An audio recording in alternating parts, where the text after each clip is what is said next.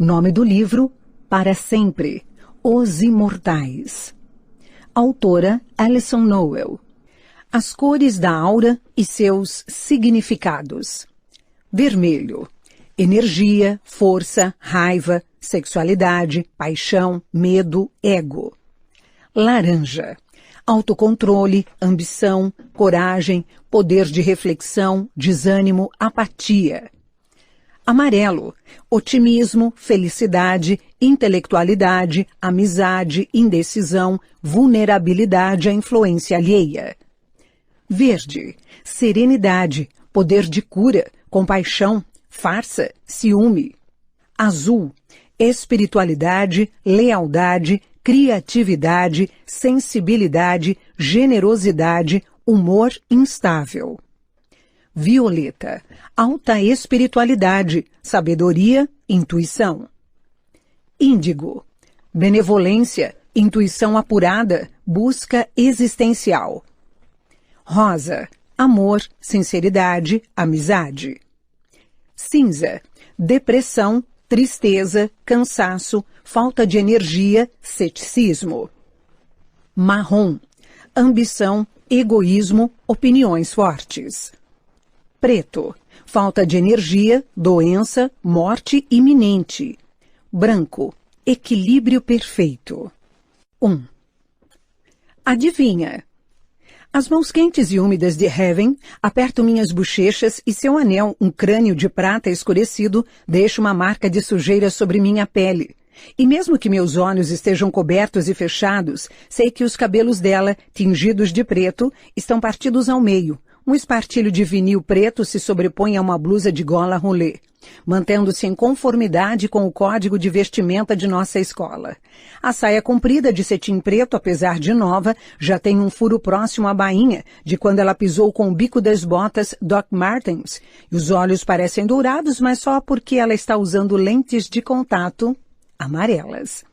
Também sei que o pai dela não está viajando a trabalho, como ele mesmo disse, que o personal trainer de sua mãe é muito mais personal que trainer, e que o irmão caçula quebrou um CD dela, do Evanescence, e agora está com medo de contar.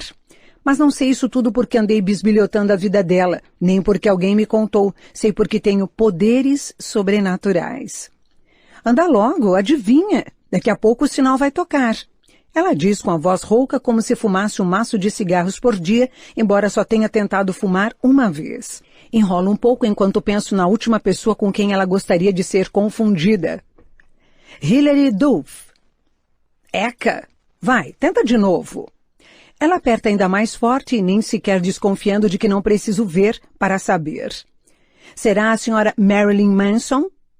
Ela ri e desencosta as mãos e então lambe o polegar para apagar a tatuagem de sujeira em minha bochecha, mas levanta o braço antes que ela possa me alcançar.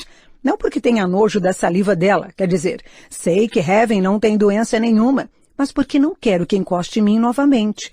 O toque humano é muito revelador, muito cansativo, então procuro evitá-lo a todo custo. Com um gesto rápido, ela tira o capuz de minha cabeça e aperta os olhos ao ver meus fones de ouvido. O que você está ouvindo? Levo a mão ao bolsinho para iPod que costurei no capuz de todos os meus moletons, para esconder dos professores os tão conhecidos fiozinhos brancos, e entrego a ela o aparelho. Puxa, ela diz com os olhos arregalados, quer dizer que barulheira é essa? Quem é que está cantando isso? Heaven se curva para que nós duas possamos ouvir Sid Vicious berrando sobre a anarquia no Reino Unido. Na verdade, nem sei se ele é a favor ou contra. Sei apenas que berra o suficiente para dar uma acalmada em meus supersentidos. Sex Pistols. Respondo desligando o iPod e guardando de volta no esconderijo. Nem sei como você pode me ouvir. Heaven sorri ao mesmo tempo que o sinal toca. Simplesmente dou de ombros. Não preciso escutar para ouvir. Claro, não é isso que digo a ela. Falo apenas que a gente vai se ver de novo na hora do almoço e vou para minha aula atravessando o campus da escola e encolhendo-me ao intuir os dois garotos que se aproximam pelas costas de Heaven e pisam a bainha da saia dela. Por pouco não a fazem cair, mas quando ela se vira para trás, faz o sinal do mal. Certo? Não é o sinal do mal, mas algo que ela mesma inventou. E os encara com aqueles olhos amarelos, eles imediatamente se afastam e a deixam em paz. Quanto a mim, suspiro aliviada e entro na sala de aula sabendo que não vai demorar muito até que eu deixe de sentir a energia persistente do toque de Heaven.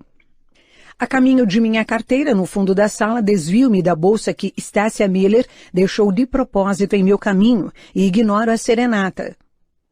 Perdedora, que ela diariamente sussurra ao me ver. Em seguida, acomodo-me na carteira, tiro o livro, caderno e caneta da mochila, coloco os fones de ouvido, visto o capuz, jogo a mochila na carteira vazia ao meu lado e espero pela chegada do Sr. Robbins. O Sr. Robbins está sempre atrasado, sobretudo porque gosta de tomar uns goles de seu cantil de prata entre uma aula e outra, mas bebe apenas porque a mulher grita com ele o tempo todo. A filha o considera um fracassado e ele quase sempre detesta a própria vida. Descobri tudo isso em meu primeiro dia nesta escola, quando acidentalmente toquei na mão dele ao entregar o formulário de transferência. Agora, portanto, sempre que tenho de lhe entregar algo, deixo na beirada da mesa.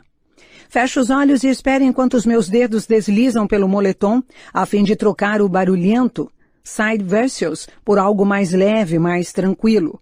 A gritaria de Side não é mais necessária agora que estou na sala de aula. Acho que a relação entre professor e alunos ajuda a conter, pelo menos até certo ponto, minha energia mediúnica. Nem sempre fui essa bizarrice que sou hoje. Já fui uma adolescente normal, do tipo que ia às festinhas da escola, se apaixonava por celebridades e tinha tanto orgulho dos cabelos louros que jamais pensaria em prendê-los num rabo de cavalo ou escondê-los sob um capuz.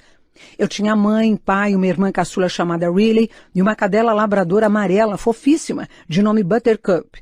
Morava numa casa agradável, num bairro bacana de Eugene, no Oregon. Era popular, feliz e mal podia esperar para chegar ao segundo ano, pois tinha acabado de me tornar chefe de torcida da principal equipe da escola. Minha vida era completa, o céu era o limite. Essa história de céu pode ser um tanto gasta, mas no meu caso, ironicamente, é também a mais pura verdade. No entanto, sei tudo isso apenas por ouvir dizer, pois desde o acidente só me lembro claramente de uma coisa. Eu morri. Tive o que as pessoas chamam de experiência de quase morte, ou EQM. Acontece que as pessoas estão erradas. Podem acreditar, não houve nada de quase no que me aconteceu. Foi assim. Num instante, Riley e eu estávamos no banco de trás do SUV do papai. Buttercup com a cabeça pousada no colo de minha irmã e o rabo batendo suavemente em minha perna. E a próxima lembrança, os airbags inflados, o carro inteiramente destruído e eu lá, assistindo a tudo do lado de fora. Olhando para os destroços, os estilhaços de vidro, as portas amassadas, o para-choque dianteiro agarrado ao tronco de um pinheiro num abraço letal, fiquei me perguntando o que poderia ter acontecido de errado, esperando e suplicando que todos tivessem conseguido sair dali como eu. De repente, ouvi um latido familiar. Virei para trás e vi minha família seguindo por um caminho, guiada por Buttercup, que abanava o rabo. Fui ao encontro deles. De início tentei correr e alcançá-los, mas depois fui mais devagar, querendo me demorar e passear por aquele campo vasto e perfumado de árvores e flores vibrantes que tremeluziam, e apertando os olhos diante da névoa deslumbrante que refletia e brilhava intensamente, iluminando tudo. Prometi a mim mesma que seria rápido, que logo voltaria para encontrar minha família. Mas, quando enfim olhei, só deu tempo de, num relance, eles sorrirem e acenarem para mim ao atravessarem uma ponte, sumindo de vista pouco depois. Entrei em pânico, olhando para todas as direções. Comecei a correr de um lado para o outro, mas tudo parecia igual. Uma névoa sem fim, tépida, branca, brilhante, iluminada, bonita e estúpida. Entrei em pânico, olhando para todas as direções. Comecei a correr de um lado para o outro, mas tudo parecia igual. Uma névoa sem fim, tépida, branca, brilhante, iluminada, bonita e estúpida. Então, caí no chão e fiquei ali morrendo de frio, chorando, gritando, xingando, implorando, fazendo promessas que sabia jamais poder cumprir. Foi então que ouvi alguém dizer, Ever, é esse seu nome? Abra os olhos e olhe para mim. Aos tropeços, voltei para a superfície onde tudo era dor e sofrimento, e minha testa porejava de tanta dor, uma dor lancinante. Então olhei fixamente para o sujeito que se curvava sobre mim, dentro de seus olhos escuros, e sussurrei, sim, sou Ever, e desmaiei outra vez. 2. Segundos antes de o Sr. Robbins entrar na sala, baixei o capuz, desliguei o iPod e fingi ler meu livro, sem me dar o trabalho de levantar a cabeça quando ele disse: Pessoal, este é Deming August. Acabou de se mudar do Novo México. Muito bem, Deming pode se sentar lá atrás ao lado da Iver. Vai ter de acompanhar com o livro dela até comprar o seu. Deming é lindo, sei disso sem precisar espiá-lo nenhuma única vez. Mantenho os olhos cravados no livro enquanto ele anda para os fundos da sala, pois já conheço minha turma como a palma de minha mão, no que me diz respeito, um pouquinho de ignorância até que não seria mal. Mas, segundo os pensamentos mais recônditos de Stacia Miller, sentada apenas 2 filas à minha frente, Deming August é um espetáculo. A melhor amiga dela, Honor, concorda em gênero, número e grau. Assim como Craig, namorado da tal Honor, mas isso já é outra história. Oi, Deming se espreme na carteira ao meu lado, minha mochila produzindo um baque surdo ao ser jogada no chão. Retribuo o cumprimento com um aceno de cabeça, recusando-me a olhar além das botas de motoqueiro dele. Lustrosas e pretas, muito mais para revista de moda que para Hells Angels, bem diferentes da profusão de chinelos coloridos que salpica o carpete verde da sala. O Sr. Robbins pede que a gente abra o livro na página 133 e Deming se inclina em minha direção. Posso acompanhar com você? Diz. Apavorada com tanta proximidade, hesito um pouco, mas depois empurro o livro até a beirada de minha carteira, o mais longe que consigo sem derrubá-lo no chão. E quando ele arrasta sua cadeira para perto, ocupando o pouco espaço que havia entre nós, deslizo para a extremidade oposta da minha, o mais longe possível, e novamente me escondo sob o capuz. Deming ri baixinho. Como ainda não olhei para ele, não faço a menor ideia do que isso possa significar. Foi um risinho discreto e gostoso, mas talvez tivesse um duplo sentido qualquer.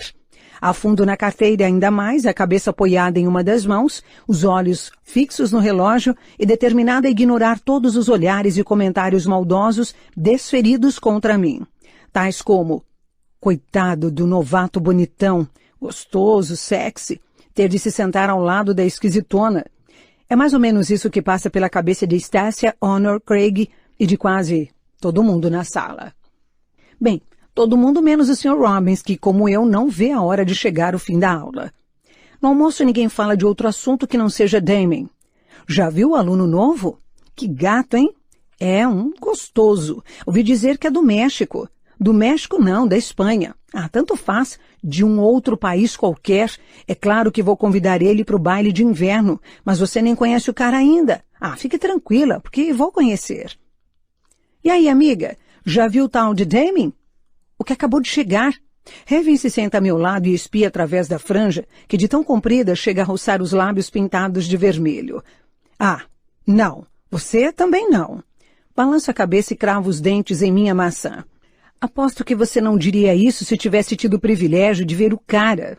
Ela diz, retirando o cupcake de baunilha da caixa de papelão rosa e lambendo a cobertura de glacê, tal como faz todos os dias, embora ela se vista como alguém que não hesitaria, nem mesmo um segundo antes de trocar um cupcake por um bom copo de sangue.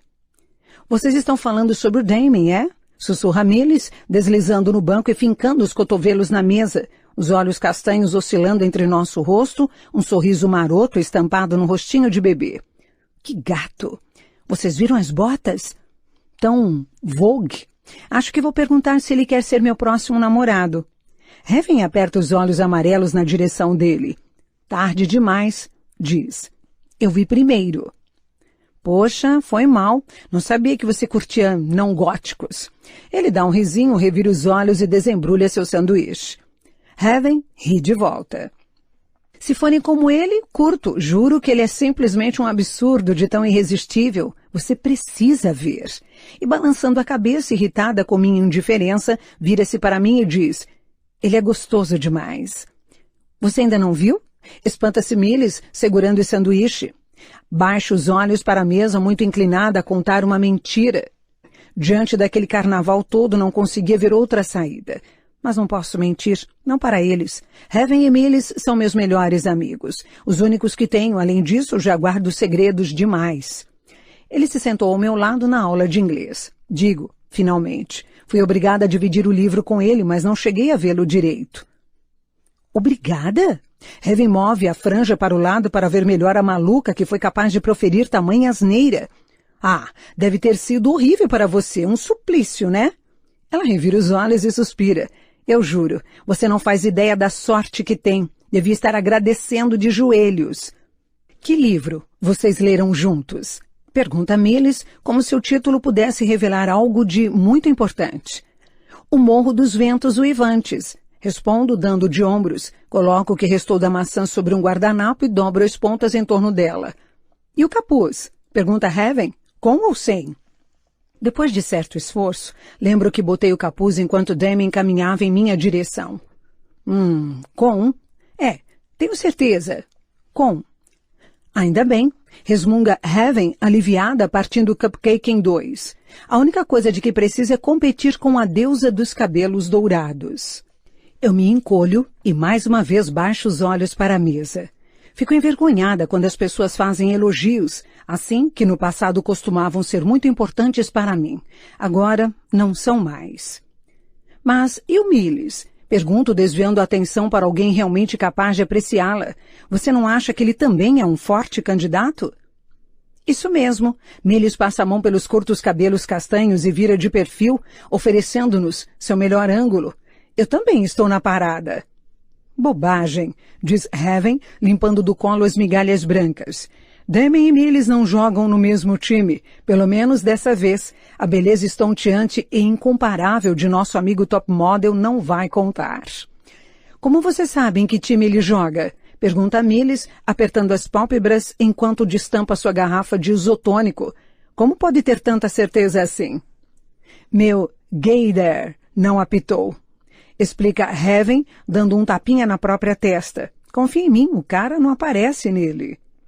Pois bem, Damien é meu colega e não só na aula de inglês do primeiro tempo, como também na de educação artística do sexto. Não que ele tenha se sentado ao meu lado, nem que eu tenha procurado, mas os pensamentos que pipocavam pela sala, mesmo os de nossa professora, a senhora Machado, foram suficientes para que eu me desse conta da presença dele. E, como se isso não bastasse, agora vejo que ele estacionou o carro bem ao lado do meu. Até então eu havia conseguido me conter e não olhar para outra parte além das botas do sujeito. Mas agora eu sabia, minhas possibilidades de escapar chegavam ao fim. Ai, meu Deus, é ele. Está vindo bem em nossa direção, exclama Millis com os trinados de soprano que reserva apenas para os momentos mais excitantes. E olha aquele carro, um BMW preto novinho em folha. E com isso o filme mais escuro que existe, um espetáculo. Olha, o plano é o seguinte, vou abrir a porta e acidentalmente bater na porta dele. Então teria uma desculpa para falar alguma coisa.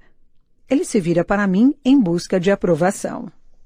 Não arranhe meu carro, nem o carro dele, nem o de qualquer outra pessoa, eu digo, balançando a cabeça e tirando as chaves da mochila. Tudo bem, resmunga Millis fazendo o beicinho. Pode arruinar meus sonhos, não me importo, mas faça um favor a si mesma e dê uma conferida no cara. Depois quero ouvir você dizer, olhando fundo nos meus olhos, que não pirou e nem ficou de perna bamba com o que viu. Reviro os olhos e me espremo entre meu carro e o Fusca vizinho, tão mal estacionado que parece querer montar no meu Miata. Já estou com a chave na porta quando atrás de mim, Millis me surpreende. Puxa meu capuz para baixo, arranca os meus óculos e corre para o lado do passageiro, onde com gestos nada sutis da cabeça e do polegar, insiste para que eu olhe para o Damien, que a essa altura já está atrás dele. Então obedeço. Bem, não posso continuar evitando o cara pelo restante da vida, e assim respiro fundo e levanto os olhos. E o que vejo me deixa incapacitada de falar, piscar ou mover qualquer outra parte do corpo. Percebendo meu estado, Millis arregala os olhos e começa a abanar as mãos freneticamente, fazendo o que pode para abortar a missão e me trazer de volta ao quartel-general, à normalidade. Mas não posso. Quer dizer, bem que eu gostaria, porque sei que estou agindo exatamente como a esquisitona que todos já acham que sou. Mas não dá. É impossível. E não apenas por causa da beleza inquestionável do tal de Damien. Tudo bem, os cabelos são lindos, luminosos e compridos. Vão descendo ao longo das maçãs do rosto, salientes e esculpidas a cinzel, até roçar os ombros. Mas quando ele ergue os óculos de sol para me fitar de volta, Constato que os olhos dele, estranhamente familiares, são amendoados e escuros, emoldurados em cílios tão longos que quase parecem falsos. Ah, e os lábios? Os lábios são carnudos e convidativos, tão bem desenhados quanto um arco de cupido. E o corpo que sustenta tudo isso é alto, magro, firme, vestido de preto de cima a baixo. Ei, Ever! Alô? Você pode acordar agora? Por favor? Millis vira-se para Demi rindo de nervoso. Não repare na minha amiga, não. Geralmente ela se esconde debaixo do capuz. Não é que eu não saiba que tenho de parar e parar agora, mas os olhos de Demi, pregados nos meus, vão se tornando de um colorido cada vez mais intenso à medida que os lábios esboçam um sorriso. Mas, como já disse, não é a beleza estonteante dele que me paralisa dessa forma. Um fato não tem nenhuma relação com o outro. Acontece que toda a área em torno do corpo dele, desde a gloriosa cabeça até a ponta quadrada das botas pretas de motoqueiro, consiste em nada além de um espaço vazio em branco. Nenhuma cor, nenhuma aura, nenhum espetáculo de luzes pulsantes. Todo mundo tem uma aura. Todos os seres vivos têm espirais de cor que emanam do corpo. Um campo energético multicolorido do qual nem se dão conta. Nada de perigoso ou assustador, nem ruim, de forma alguma, mas apenas parte de um campo magnético visível. Bem, ao menos para mim. Antes do acidente, eu nem fazia ideia de coisas assim, e definitivamente não era capaz de vê-las, mas desde que acordei no hospital vejo cores por toda parte. Tudo bem com você? Perguntou a enfermeira ruiva, preocupada. Sim, mas por que você está toda rosa? Respondi, sem entender o porquê daquele brilho rosado que a cercava. Porque estou o quê? Ela se esforçou para disfarçar o susto. Rosa, isso que está aí ao seu redor, especialmente da cabeça. Ok, meu amor, fica aí descansando que vou chamar o médico. Ela me deixou sozinha no quarto e saiu correndo pelo corredor. Só depois de passar por uma batelada de exames oftalmológicos, ressonâncias cerebrais e avaliações psiquiátricas, foi que aprendi a guardar minhas visões para mim mesma. E mais tarde, quando passei a ouvir pensamentos, a captar histórias de vida pelo toque e a conversar com minha irmã morta, já estava escaldado o suficiente para ficar de bico calado. Acho que já me acostumei a viver assim, nem sequer recordava que existe um jeito diferente, mas ao ver Demi emoldurado apenas no preto reluzente da carroceria de um carro chiquérrimo e caríssimo, acabei me lembrando de outro tempo da minha vida, mais feliz e mais normal. Seu nome é Ever, certo? Ele pergunta, enfim abrindo o sorriso esboçado há pouco e revelando mais uma de suas inúmeras perfeições. Dentes incrivelmente brancos. Eu fico ali, inutilmente tentando desviar o olhar, enquanto Millis começa a pigarrear feito um maluco. Só então me lembro de quanto ele detesta ser ignorado. Ah, desculpe, Millis. Demi, Millis. Digo sem ao menos piscar. Demi dá uma olhada rápida para o Millis, cumprimenta-o com a cabeça e logo se volta para mim. Sei que vai parecer maluquice minha, mas durante a fração de segundo em que Demi desviou o olhar, senti uma fraqueza e um frio muito estranhos. Mas assim que ele vira seu olhar novamente para mim, tudo volta ao normal. Tudo fica quente e bem de novo. Posso pedir um favor? E sorri. Será que você pode me emprestar O Morro dos Ventos Uivantes? Preciso colocar a leitura em dia e hoje não vou ter tempo de passar na livraria. Abro a mochila, retiro meu exemplar todo amarfanhado e estendo o braço com o livro na palma da mão, parte de mim torcendo para que a ponta de meus dedos toque a ponta dos dedos dele, enquanto outra parte, a mais forte e sábia, aquela com poderes sobrenaturais, treme só de pensar nas revelações que podem brotar do contato com um desconhecido tão lindo. Ele joga o livro no interior do BMW, baixa os óculos escuros e diz, valeu, a gente se vê amanhã. Só então percebo que nada aconteceu com aquele breve toque, além de um leve formigamento na ponta dos dedos. E antes que eu possa dizer o que quer que seja, ele já está dando a ré para sair da vaga. Amiga, diz Millis, balançando a cabeça e se acomodando ao meu lado no Miata. Desculpe, mas quando falei que você iria pirar quando visse o cara, eu não estava sugerindo que você pirasse. Não era para você seguir ao pé da letra. Caramba, Iver, o que foi que deu em você? Que esquisitice foi aquela? Só faltou você dizer, muito prazer, eu sou a Ever, a psicopata que vai perseguir você pelo resto da vida. Não estou brincando. Achei que a gente teria de ressuscitar você. E olhe, pode acreditar, você deu uma tremenda sorte. Imagine se a Heaven, nossa queridíssima amiga, estivesse lá para ver a cena. Hein? A senha número 1 é: meu amor, já esqueceu? Melis continua tagarelando sem parar durante todo o caminho. Simplesmente, eu o deixo falar enquanto presto atenção no trânsito, roçando o dedo na cicatriz espessa em minha testa, a que escondo debaixo da franja. Como explicar a ele que desde o acidente, as únicas pessoas cujos pensamentos não posso ouvir, cujos toques nada revelam e cujas auras não consigo ver, são as que já morreram? 3. Entro em casa, pego uma garrafa de água na geladeira e subo direto para o quarto, uma vez que não preciso perambular pelos cômodos para saber que Sabine ainda está trabalhando. Sabine está sempre no trabalho, o que significa que este casarão está quase sempre ao meu inteiro dispor, ainda que eu raramente saia do quarto. Sinto pena de Sabine. A vida que ela construiu para si mesma, à custa de tanto sacrifício, foi brutalmente alterada quando caí de paraquedas sobre ela. Por outro lado, como mamãe era a filha única e todos os meus avós já haviam morrido antes que eu completasse 2 anos, ela não teria muita escolha. Isto é, ou me botavam num orfanato até eu completar 18 anos, ou me entregavam para a tia Sabine, irmã gêmea e única de papai. Embora ela nunca tivesse tido filhos, não sabendo nada do assunto, sequer esperou que eu saísse do hospital para vender seu apartamento, comprar essa casa e contratar um dos melhores decoradores de Orange Country para arrumar meu quarto. Quer dizer, tenho todas as coisas que todo mundo geralmente tem. Uma cama, uma cômoda e uma escrivaninha. Mas também tenho uma TV de tela plana, um closet, um banheiro enorme com jacuzzi, boxe de chuveiro separados, uma varanda com uma vista maravilhosa para o mar, além de uma sala de estudos, jogos só para mim, com sofás, mesas, puffs, aparelho de som, mais uma TV de tela plana e uma mini cozinha com micro-ondas e frigobar. Engraçado como antes eu daria qualquer coisa por um quarto como este. Hoje, porém, daria o mesmo só para voltar ao que já foi um dia. Sei lá, como Sabine passa a maior parte do tempo com outros advogados e com os figurões endinheirados que ela representa, talvez tenha achado necessário me cercar de toda esta tralha. Além disso, nunca soube direito se ela não teve filhos por falta de tempo, em função do trabalho, porque não encontrou o cara certo ou simplesmente porque nunca quis ter. Ou, quem sabe, uma combinação desses 3 fatores. Uma pessoa com minha mediunidade talvez tivesse a obrigação de saber isso tudo. Raramente, porém, consigo enxergar a motivação das pessoas. Quase sempre vejo fatos, uma sucessão de imagens que descrevem a vida delas como se formassem o trailer de um filme. Às vezes, no entanto, vejo apenas símbolos que preciso decifrar para saber o que significam. Feito cartas de tarô ou as metáforas daquele livro que a gente teve de ler no passado, A Revolução dos Bichos. Mas estou longe de ser infalível e muitas vezes me atrapalho toda. Por outro lado, quando isso acontece, a culpa é sempre minha, ou então da multiplicidade de significados que alguns símbolos podem ter.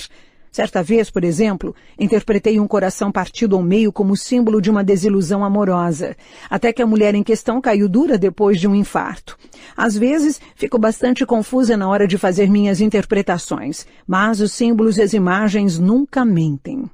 De qualquer modo, ninguém precisa ser médium para saber que quando sonham em ter filhos, as pessoas geralmente pensam num bebezinho embrulhadinho numa pequena manta azul ou rosa e não numa adolescentona de 1,65 m de altura com olhos azuis, cabelos louros, poderes sobrenaturais e todo um passado de vivências e emoções.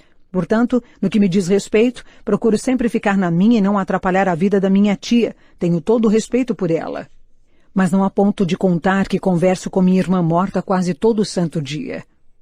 Na primeira vez que apareceu para mim, Riley estava diante da minha cama no hospital no meio da noite, segurando uma flor com uma das mãos e acenando com a outra. Até hoje não sei direito o que me despertou, pois minha irmã nada falou e nem sequer qualquer ruído. Acho que senti a presença dela ou algo assim, uma mudança no quarto, a eletricidade no ar. Primeiro achei que fosse alucinação. Mais um efeito colateral dos analgésicos que eu estava tomando, mas depois de piscar 1 milhão de vezes e de esfregar os olhos, continuei vendo Riley à minha frente. Por algum motivo, em nenhum momento me ocorreu gritar ou pedir ajuda de alguém. Observei-a indo para o lado da cama. Apontou para os gestos que cobriam meus 2 braços e uma das pernas e começou a rir. Quer dizer, uma risada silenciosa, mas ainda assim uma risada. Tão logo notou minha cara de poucos amigos, parou de rir e fez um gesto, como se estivesse perguntando se doía. Dei de ombros, ainda um tantinho irritada com a risada dela e um tantão assustada com o que estava acontecendo. E mesmo duvidando do que era realmente minha irmã quem estava ali, não me furtei de perguntar: onde estão a mamãe, o papai e Buttercup? Ela inclinou a cabeça para o lado como se eles estivessem logo ali, mas nada havia além de um espaço vazio. Não entendi, falei. Mas Riley simplesmente sorriu, juntou as palmas das mãos e, movendo a cabeça, sugeriu que eu voltasse a dormir. Então fechei os olhos, mesmo nunca tendo acatado ordens dela antes. Logo depois, no entanto, abri os olhos novamente e perguntei: Ei, quem falou que você podia pegar meu suéter emprestado? E de um segundo para o outro, ela sumiu. Devo confessar, passei o restante daquela noite me remoendo por ter feito uma pergunta tão estúpida, egoísta e superficial. Tinha jogado no lixo a oportunidade de obter respostas para algumas das perguntas mais importantes da vida, de descobrir respostas que a humanidade especula há séculos. Em vez disso, preferi implicar com minha irmã morta, só porque ela havia invadido meu guarda-roupa. É como dizem, certos hábitos vão para o túmulo com a gente. Na segunda vez que Riley apareceu, eu estava tão aliviado e feliz por vê-la de novo que não disse absolutamente nada ao reparar que ela estava usando não só meu suéter predileto, mas também meus melhores jeans, tão compridos nela que a bainha embolava nos tornozelos.